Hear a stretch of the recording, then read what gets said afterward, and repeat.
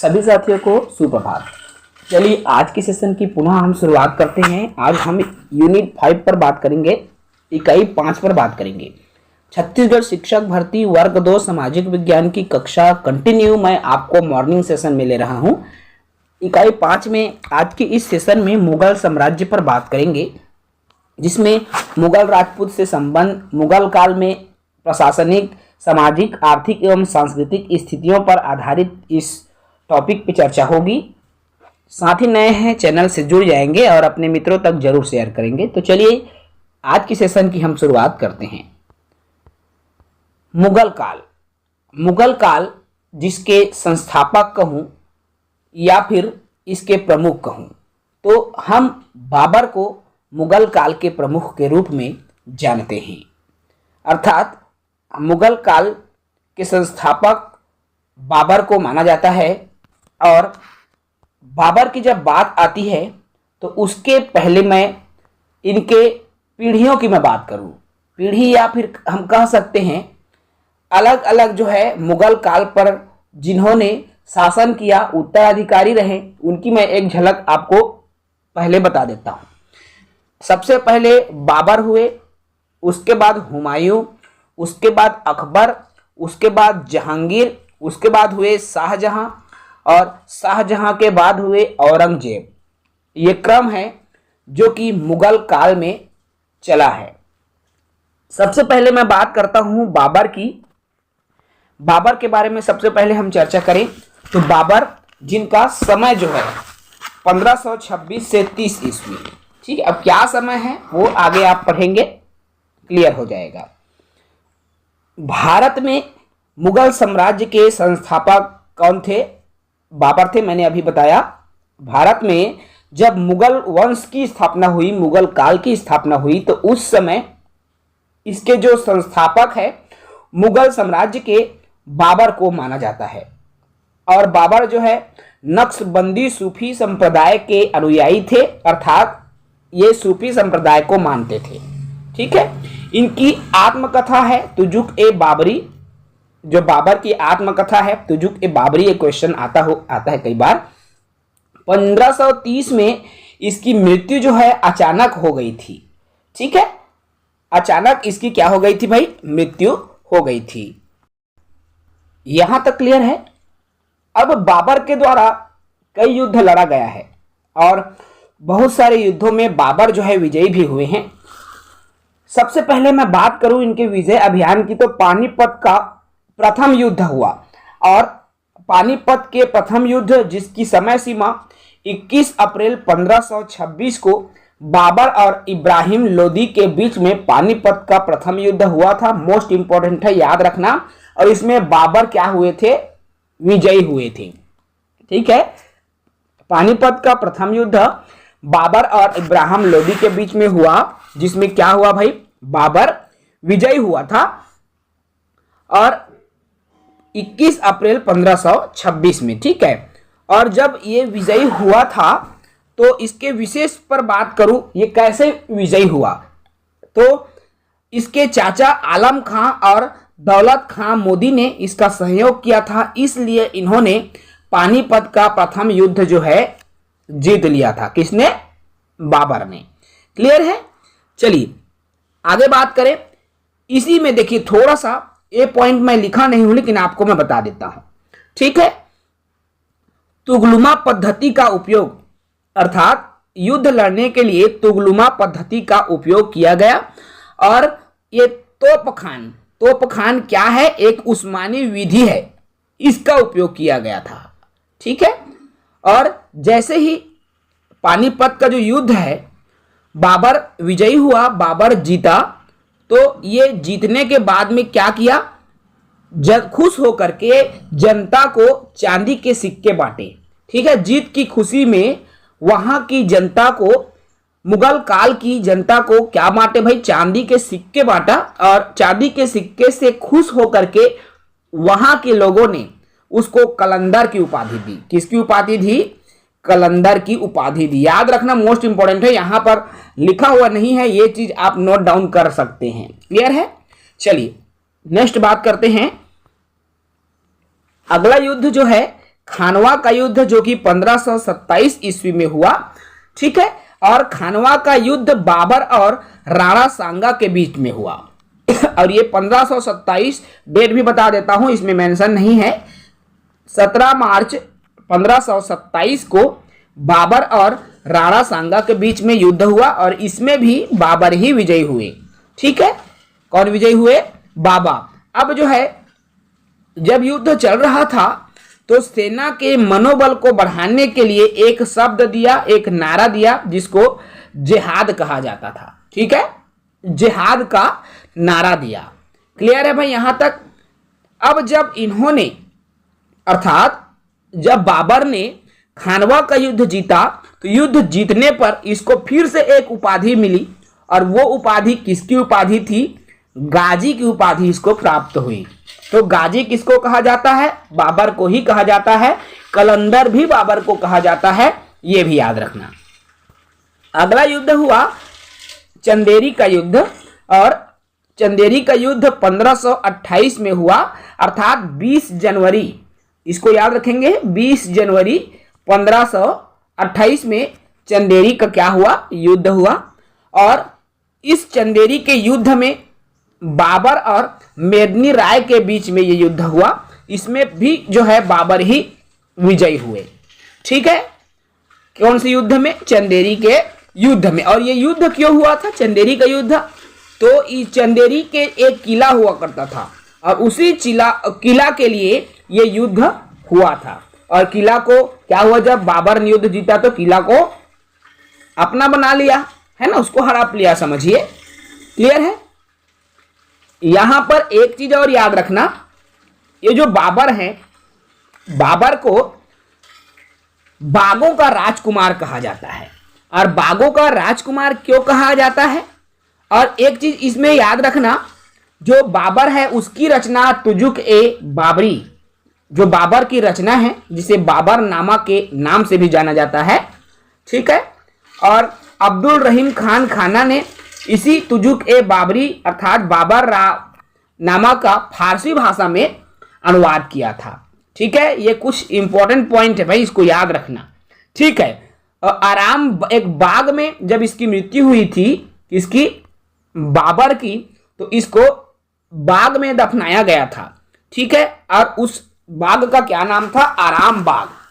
इसलिए बागों का राजकुमार भी इसको हम कहते हैं, प्राचीन समय में इसको पढ़ा जाता है।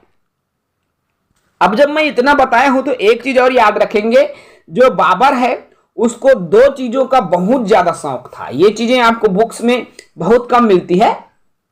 ठीक है, तो दो चीज क्या है? एक तो है ताश के शौकीन थे, ताश बहुत खेलते थे या फिर ताश देखते थे खेल, जिसे हम गजीफा कहते हैं, उस दौरान गजीफा कहा जाता था। और एक कबूतर के खेल खेला जाता था उस समय, जिसको इश्कबाजी के नाम से भी जाना जाता था। ये दो चीज का शौक था। क्लियर है भाई? बाबर के 4 पुत्र थे, ये भी याद रखेंगे। अभी तक हमने केवल हुमायूं के बारे में पढ़ा है, लेकिन बाबर के 4 पुत्र थे, हुमायूं, अस्करी, कामरान और हिंदाल। ठीक है, ये 4 पुत्र थे। इंपॉर्टेंट है हुमायूं, और हुमायूं इंपॉर्टेंट इसलिए है क्योंकि बाबर का अगला उत्तराधिकारी कौन था भाई? हुमायूं ही बना था, इसलिए हम हुमायूं के बारे में ज्यादा जानते हैं। अब बात करते हैं हुमायूं की। देखो भाई, हुमायूं इसकी एक रचना है हुमायूं नामा, और इसके रचनाकार हैं गुलबदन बेगम। याद रखना, हुमायूं नामा की रचना किसने की? तो गुलबदन बेगम ने हुमायूं नामा की रचना की। क्लियर है? अब इस समय भी देखिए एक चीज और, हुमायूं का मूल नाम, या उसको हम बचपन के नाम कहें या मूल नाम कहें, तो नसीरुद्दीन हुमायूं कहा जाता है, इसका पूरा नाम है, याद रखना है ना। अब हुमायूं के समय में कई सारे युद्ध हुए, जिनमें प्रमुख है चौसा का युद्ध। ठीक है, कौन सा युद्ध भाई? चौसा का युद्ध, जो कि 1539 में हुआ। और ये किसके किसके बीच में हुआ? तो हुमायूं और शेर शाह सूरी के बीच। शेर शाह सूरी को शेर खां भी कहा जाता है, याद रखना ना इस बात को। तो जो चौसा का युद्ध है हुमायूं और शेर शाह सूरी के बीच में हुआ और इसमें हुमायूं हार गया। हुमायूं क्या हो गया? हार गया। ठीक है। अब चौसा का युद्ध में जो हुमायूं है वह पराजित हुआ। तो पराजित होने के बाद इन्होंने क्या किया? अपने जितने भी घोड़ा रथ थे, रथ के सहित गंगा नदी में कूद गया अपनी जान बचाने के लिए। ठीक है। अब जब ये गंगा नदी में कूदा तब शिहाबुद्दीन निजाम, जिसको भिस्ती कहा जाता है, तो उन्होंने इनकी जान बचाई। ठीक है। अब भिस्ती एक दिन का राजा बना और चमड़े का सिक्का चलाया। तो हुमायूं के समय में भिस्ती एक दिन का राजा था और वो चमड़े का सिक्का चलाया। क्लियर है भाई यहां तक? चलिए आगे बात करते हैं। चलिए नेक्स्ट पर बात कर लेता हूं मैं। हमारा नेक्स्ट है कन्नौज का युद्ध। चौसा के युद्ध के बाद 1540 में कन्नौज का युद्ध हुआ और ये हुमायूं और शेर शाह सूरी के बीच में हुआ था ना। थोड़ा सा रिटर्न मिस्टेक है।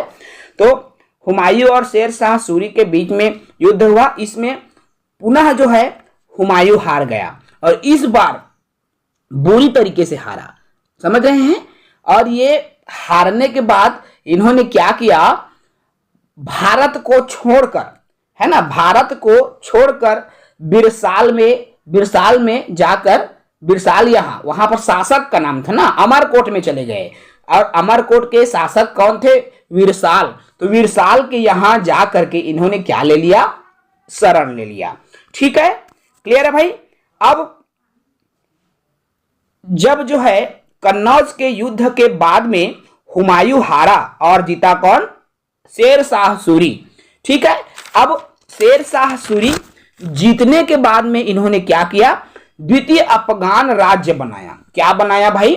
द्वितीय अफगान राज्य बनाया। ठीक है। शेर शाह सूरी का जो मकबरा है सासाराम में। अब शेर शाह सूरी में आ गए ना। देखो हुमायूं को हरा करके उसका राजपाट कौन हड़प लिया भाई? शेर शाह सूरी हड़प लिया, या वहां के राजा कहें या जो भी कहें, है ना। तो अब शेर शाह सूरी अफगान राज्य बनाया। ठीक है। अब शेर शाह सूरी यहां पर आ गया, उनके बारे में हमको थोड़ा सा जानना होगा। ठीक है। शेर शाह सूरी, और शेर शाह सूरी जो है जिसका बचपन का नाम फरीद खां था। क्या था भाई? बचपन का नाम फरीद खां था, याद रखना।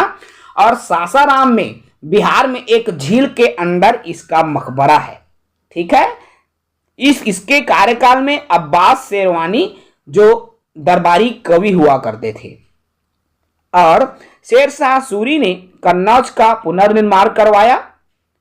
ठीक है। इसके अलावा जीटी रोड सड़क का निर्माण करवाया। कई सारे इन्होंने निर्माण करवाया। इन्होंने हुमायूं से द्वारा निर्मित महल को तोड़कर दूसरा महल बनवा दिया था। ठीक है। यहां क्लियर है मेरे दोस्तों?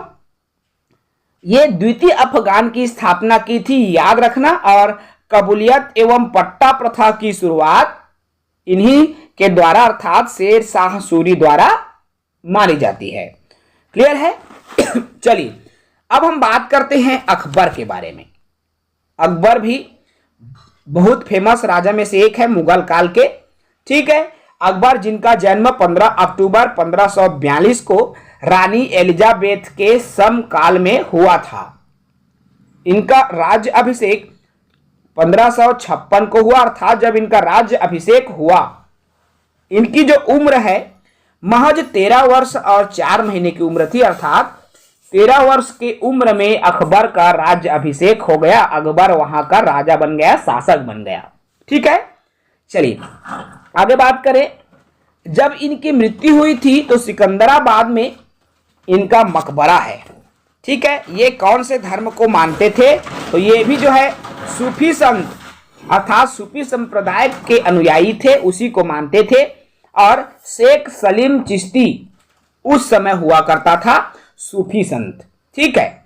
और इसके कार्यकाल में, अर्थात अकबर के कार्यकाल में चित्रकार हुआ करता था जिसे उस्ताद अब्दुल समद के नाम से भी जाना जाता, जिसको श्री कमल की उपाधि प्राप्त हुई थी। ठीक है। यहां तक क्लियर है मेरे दोस्तों? युद्ध नीति पर थोड़ा सा मैं चर्चा कर दूं क्योंकि इंपॉर्टेंट है। अब पानीपत का प्रथम युद्ध तो आपने देख लिया, जो कि बाबर के बीच में हुआ था, बाबर और शेर शाह सूरी के बीच में। पानीपत का जो है द्वितीय युद्ध अब ये है अकबर के बीच में हुआ। ठीक है, पानीपत का द्वितीय युद्ध किसके बीच में हुआ? अकबर जिसको बैरम खां के नाम से भी जाना जाता है। ठीक है, अकबर और हेमू अर्थात शेर, देखो इसमें आदिल शाह के बीच में हुआ था, ये याद रखना है। ठीक है, हल्दी घाटी का युद्ध, तो इसमें केवल ये को रखो याद, 1556 में पानीपत का द्वितीय युद्ध हुआ था, 1564 में गोंडवाना पर आक्रमण और 1576 में हल्दी घाटी का युद्ध, जिस समय महाराणा प्रताप शासक हुआ करता था। ठीक है, तो ये इंपॉर्टेंट चीजें हैं, इसको याद रखना। क्लियर है मेरे दोस्तों? चलिए, इसी में अकबर के काल की मैं बात कर रहा हूं, तो तीर्थ यात्रा कर समाप्त कर दिया, जजिया कर को समाप्त कर दिया, मनसबदारी प्रथा या व्यवस्था को शुरू किया, फतेहपुर सीकरी की स्थापना और उसको राजधानी बनाया, और इसी फतेहपुर सीकरी में बुलंद दरवाजा का निर्माण करवाया। मोस्ट इंपोर्टेंट है, याद रखना, बुलंद दरवाजा का निर्माण अकबर ने फतेहपुर सीकरी में करवाया, और बुलंद दरवाजा की जो हाइट है 172 फीट है। ठीक है, बुलंद दरवाजा 172 फीट का है, और ये अकबर के काल में संपन्न हुआ था। ठीक है मेरे दोस्तों, नेक्स्ट की बात करें तो अकबर को दीने इलाही के नाम से जाना जाता था। ठीक है, अब इसीलिए अकबर ने दीन ए इलाही धर्म की शुरुआत की, और ये हिंदू और मुसलमान दोनों धर्म का समन्वित रूप था। क्लियर है भाई? यहां तक आगे बात करते हैं। अकबर की जब बात आती है, उनके नवरत्न को तो आपको याद रखना ही होगा। तो अकबर के नवरत्न थे, और ये नवरत्न कौन कौन से थे? देखो, पहला है कपिराज बीरबल, बहुत फेमस व्यक्ति, बीरबल, राजा बीरबल के नाम से भी जाना जाता था, एक प्रकार से मंत्री भी कह सकते हैं इसको। इसके बिना अकबर कुछ भी काम नहीं करता था, और अकबर राजा थे, शासक थे, और बीरबल उस समय मंत्री हुआ करता था। तो कविराज बीरबल, जो कि एक कवि भी थे, इसको महेश राम के नाम से भी जाना जाता था। रामतनु, देखो इसमें तानसेन थे दूसरा, अकबर के नवरत्नों में दूसरा रत्न था तानसेन, जिसको रामतनु पांडे कहा जाता था। तीसरा थे अबुल फजल, जिसकी हत्या सलीम ने वीर सिंह बुंदेला से करवा दी थी। अबुल फजल की हत्या सलीम ने करवा दी थी वीर सिंह बुंदेला से। उसके चौथा आता है टोडरमल, और अकबर के राजस्व व्यवस्था को संभालने वाला था टोडरमल, इसलिए राजस्व व्यवस्था का नाम टोडरमल व्यवस्था भी कहलाता था। पांचवा था मानसिंह, छठवां था अब्दुल रहीम खान खाना, सातवां था फैजी, आठवां था हकीम हुकाम, और नौवां था मुल्ला दो प्याजा। ठीक है, तो ये बहुत इंपॉर्टेंट है और याद रखना मेरे दोस्तों। चलिए नेक्स्ट की बात करते हैं जहांगीर। जहांगीर भी बहुत ही फेमस रहे हैं। अगला मुगल काल का सल्तनत या अगला शासक जहांगीर रहे हैं, और इन्होंने तंबाकू के प्रयोग पर प्रतिबंध लगा दिया था। सबसे जरूरी चीज चित्रकला जहांगीर के काल में बहुत ज्यादा फेमस हुआ करता था, और बहुत सर्वोच्च शिखर पर थी चित्रकला। इसलिए जहांगीर के शासन काल को चित्रकला का स्वर्ण काल भी कहा जाता है। मोस्ट इंपॉर्टेंट है, याद रखना। ठीक है, तो जहांगीर के शासन काल को चित्रकला का स्वर्ण काल कहा जाता था, और भारतीय चित्रकला में यूरोपीय प्रभाव उस समय ज्यादा दिखाई देता था, अर्थात यूरोपीय शैली उस समय दिखते थे। अब जहांगीर की पत्नियों की बात करूं तो जहांगीर के 3 पत्नियां थे। एक तो था मानबाई, दूसरा जगत, और तीसरा नूरजहां। मानबाई के पुत्र में खुसरो थे, और इनका मकबरा काबुल में बना है, याद रखना। और दूसरी पत्नी थी जगत गोसाई, जिसके पुत्र मरियम उजमानी और सॉरी, इसको जगत गोसाई या मरियम उजमानी कहा जाता है और इसके पुत्र का नाम था शाहजहां। ये फेमस थे। ठीक है, उसके बाद आता है नूरजहां और इसके महरूनिसा। ठीक है, इनका मकबरा कहाँ है? मकबरा इलाहाबाद में है। ये इंपॉर्टेंट चीजें हैं। आगे बात करो, इसी के काल में ब्रिटिश व्यापारी भारत आया था। सबसे पहले हॉकिंस आया 1608 में, और जिसे फिरंगी खां भी कहा जाता था, इंग्लिश खां, क्योंकि ये विदेश से आया था, ब्रिटिश से आया था, और ब्रिटिश के लोग एकदम गोरे गोरे होते हैं, इसलिए जो है इसको फिरंगी खां की उपाधि दी गई थी। ठीक है, इसलिए जो है अंग्रेजों को फिरंगी कहा जाता है अक्सर, आप देखना। ठीक है ना। उसके बाद आया पॉल केनिंग 1612 में, और जो जेम्स प्रथम का दूसरा दूत हुआ करता था। उसके बाद आया टॉमस रो 1615 में, और इसे जहांगीर ने खान की उपाधि से सम्मानित किया। ठीक है, क्लियर है मेरे दोस्तों। चलिए नेक्स्ट बात करते हैं अब शाहजहां की। अगला शासक हुआ शाहजहां, जिसके बचपन का नाम खुर्रम खां था। क्या था भाई? बचपन का नाम खुर्रम खान था, और इनकी पत्नी अर्थात शाहजहां की पत्नी का नाम अर्जुमन बानो बेगम। ठीक है, क्या नाम था? अर्जुमन बानो बेगम था। और बेगम मुमताज के याद में इन्होंने क्या बनाया था? एक मकबरा बनवाया था आगरा में, जिसको ताजमहल के नाम से जाना जाता है, जो आज ताजमहल के नाम से पूरे विश्व प्रसिद्ध है। यहां लोग देखने को आते हैं। क्लियर है भाई? ताजमहल का स्थापत्यकार कौन थे? इसकी स्थापत्यकार थे उस्ताद अहमद लाहौरी, और इसको नक्शा इसको किसने बनाया था? उस्ताद ईसा खां। वास्तुकार इसको कहेंगे। ठीक है, एक चीज याद रखेंगे, शाहजहां की संतानों की माता उनकी प्रिय पत्नी मुमताज थी। ठीक है, आगे बात करते हैं औरंगजेब की। औरंगजेब उसके 6वां शासक बना, और औरंगजेब इनका राज्य अभिषेक 21 जुलाई 1658 में आगरा में हुआ था। ठीक है, उसके बाद दूसरी बार इसका राज्य अभिषेक 15 जून 1659 को दिल्ली में हुआ। ठीक है, और इनकी पत्नी के नाम की मैं बात करूं तो दिलरास बानो बेगम इनकी पत्नी का नाम है, जिनका मकबरा औरंगाबाद में है, जिसे काला ताजमहल के नाम से भी जाना जाता है। क्लियर है? चलिए नेक्स्ट बात करता हूं निर्माण कार्य की। और इसके निर्माण कार्य इन्होंने क्या क्या बनवाया था औरंगजेब ने? तो बादशाही मस्जिद का निर्माण करवाया, लाल किले की मोती मस्जिद का निर्माण करवाया जो दिल्ली में है, अपनी बेगम के आग्रह पर बीबी का मकबरा बनवाया। यह ताजमहल के तर्ज पर ही बना था हूबहू, इसलिए बीबी के मकबरा को द्वितीय ताजमहल के नाम से जाना जाता है। ठीक है भाई, ये औरंगजेब के द्वारा निर्माण करवाया गया है। औरंगजेब की मृत्यु 1707 में औरंगाबाद में हो गई थी। ठीक है, इस औरंगजेब को आलमगीर के नाम से भी जाना जाता है। मोस्ट इंपॉर्टेंट है, याद रखना। मुगल प्रशासन में जिले का प्रधान अधिकारी फौजदार हुआ करता था। मुगल काल में 3 क्षेत्र संगीत कला, चित्रकला और स्थापत्य कला का प्रमुख योगदान रहा है। बहुत इंपॉर्टेंट है, ऐसे क्वेश्चंस आते हैं। क्लियर है मेरे दोस्तों? इसमें थोड़ा विविध पर बात कर लेते हैं। मुगल काल के कुछ महत्वपूर्ण बिंदु। मुगलों ने एक विशाल साम्राज्य की स्थापना की जो कई पीढ़ी तक चला, है ना। यातायात एवं संचार साधनों को भी सुधारने का प्रयास मुगल काल में हुआ। मुगलों ने एक मजबूत मुद्रा व्यवस्था को भी अपनाया था। मुगल प्रशासक की रूपरेखा इस्लामिक कानून के अनुसार नहीं बनाई थी। ठीक है, वकील या वजीर किसको कहा जाता था? तो मुगल के केंद्रीय प्रशासन में यह सबसे इंपॉर्टेंट पद हुआ करता था, वकील या वजीर का जो पद है। ठीक है, जब्ती प्रथा या जब्ती क्या थी?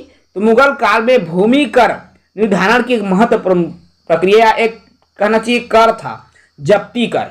ठीक है, और प्रमुख स्मारक, इनके कई सारे स्मारक भी देखो। इसका जो स्मारक बुलंद दरवाजा, एक चीज याद रखना जो इन्होंने बनवाया, आगरे का दीवाने आम बनवाया, ताजमहल, मोती मस्जिद इसी मुगल काल में, इन्होंने नहीं, इसी मुगल काल में बना है, याद रखना है। ताजमहल तो शाहजहां ने बनवाया, लेकिन ये मुगल काल के प्रमुख कहना चाहिए स्मारक है, स्थापत्य कला है, जो मुगल काल में ही बना हुआ है। ठीक है, क्लियर है मेरे दोस्तों। चलिए आगे बात करें, अब कुछ स्थापत्य कला के मैं बात कर लेता हूं। ठीक है, जिसको बनवाया गया था दिने पनाह महल हुमायूं ने बनवाया, पुराना किला शेर शाह सूरी ने बनवाया। इसके अलावा शाहजहां जिन्होंने दीवाने आम दीवाने खास बनवाया, लाल किला बनवाया, जहां जामा मस्जिद बनवाया। मोती मस्जिद को औरंगजेब ने बनवाया था। हुमायूं के मकबरा जिन्होंने हमीदा बानो बेगम ने बनवाया था। आगरे की बात कर लूं तो आगरे का जो मकबरा है जहांगीर ने बनवाया था, और एतमाद उद दौला का मकबरा जहांगीर के काल में मेहरुनिसा द्वारा बनवाया गया था। और सबसे प्रसिद्ध रहा है ताजमहल, जिसको शाहजहां ने अपनी बेगम मुमताज की याद में बनवाया था। और इन्हीं शाहजहां ने दीवाने आम दीवाने खास मोती मस्जिद का भी निर्माण करवाया, और आगरे के किले का निर्माण में भी इसका संयुक्त योगदान रहा है। ठीक है, क्लियर है। इसके अलावा फतेहपुर सीकरी किला का निर्माण अकबर ने करवाया था। बुलंद दरवाजा का निर्माण भी अकबर ने करवाया। जहांगीर महल और अकबरी महल का निर्माण भी अकबर के ही काल में हुआ था। इसके अलावा शेख सलीम चिश्ती, क्योंकि ये सूफी संप्रदाय के अनुयायी थे, और इसलिए शेख सलीम चिश्ती का मकबरा भी अकबर ने ही बनवाया था। ठीक है, तो ये अकबर कालीन और ये मुगल कालीन स्थापत्य कला है जो मैंने बताया। और मुगल काल में बहुत सारे कवि लेखक, जिसको हम साहित्यकार कहते हैं, तो मुगल काल में बहुत सारे साहित्यकार भी हुए हैं। और इन साहित्यकारों के नाम की सूची में अगर मैं बात करूं तो सबसे प्रमुख आता है तुलसीदास जी, जिन्होंने रामचरितमानस की रचना की, और मुगल काल में ही ये रचना हुए हैं। और तुलसीदास ने विनय पत्रिका की भी रचना की थी। सूरदास जी, जिन्होंने सूर सागर की रचना की। मीराबाई, जिन्होंने या फिर जो प्रेम भक्ति शाखा के कवि रहे हैं, आप सभी जान रहे हैं, कृष्ण भक्ति, इनका प्रगाढ़ कृष्ण भक्ति था। मीराबाई के अंदर प्रेम भक्ति का भाव था। और इन मीराबाई ने नरसी का मायरा साहित्य लिखा। इसके अलावा जयदेव के गीत गोविंद पर टीका लिखा। मलिक मोहम्मद जायसी जी रहे हैं, जिन्होंने पद्मावत की रचना की। और सेना, जिन्होंने कवित्त रत्नाकर की रचना की। जगन्नाथ पंडित, जिन्होंने रस गंगाधर और गंगा लहरी की रचना की। ऐसे ही रसखान भी एक प्रमुख कवि है, प्रेम के कवि कह सकते हैं, जिन्होंने प्रेम वाटिका की रचना की। इसके अलावा और अन्य रचनाओं की मैं बात करूं मुगल काल के, तो मुगल काल की रचनाओं में तुजुक ए बाबरी, जो बाबर का आत्मकथा है, जिनको रचनाकार हैं बाबर स्वयं। हुमायूं नामा, इनके रचनाकार गुलबदन बेगम हैं। अकबर नामा, जिसको आइन ए अकबरी कहा जाता है, अबुल फजल ने अकबर नामा की रचना की। तुजुक ए जहांगीरी, अर्थात जहांगीर की आत्मकथा है, जिसको स्वयं जहांगीर ने लिखा। और आइन ए अकबरी, जो कि अबुल फजल द्वारा लिखा गया था। इसके अलावा पादशाह नामा, और जिसके रचनाकार साहित्यकार हुए मोहम्मद अमीन गजनवी। शाहजहां नामा, जिसके रचनाकार इनायत खां थे। और मजमा उल बहरीन, जिसने दारा सिकोह की रचना की थी। इसके अलावा इकबाल नामा ए जहांगीरी, जिसको मुतमाद खान ने लिखा था। इसके अलावा मुंतखाब उल लुबाब खाफी खान ने इसकी रचना की थी। ठीक है, ये प्रमुख रचनाएं हैं जो कि मुगल काल में लिखी गई थी, और ये राजाओं, प्रमुखों के द्वारा, शासकों के द्वारा स्वयं के बारे में भी ज्यादातर आत्मकथा लिखा गया है। इसके अलावा मैंने कहा कि मुगल काल में कुछ जो है साहित्यकार भी रहे हैं, और उनमें हमने प्रमुख की भी बात की है ना, जो प्रेम भक्ति मार्ग के प्रमुख कवि, भक्ति काल के कवि हैं, ठीक है। और सगुण के कवि तुलसीदास की बात करें तो ये सब सगुण धारा के कवि रहे हैं और ये बहुत ही फेमस कवि रहे हैं जो मुगल काल से ही संबंधित थे मेरे दोस्तों। तो आई होप आपको यूनिट नंबर 5 समझ में आ गया होगा, जिसमें हमने आज की इस सेशन में मुगल साम्राज्य को विस्तार से समझने का और समझाने का प्रयास किया। नेक्स्ट सेशन में हम नेक्स्ट क्लास पर अगले यूनिट पर चर्चा करेंगे। हमारा यूनिट नंबर 6वां रहेगा जिसमें ब्रिटिश शासन पर बात करेंगे।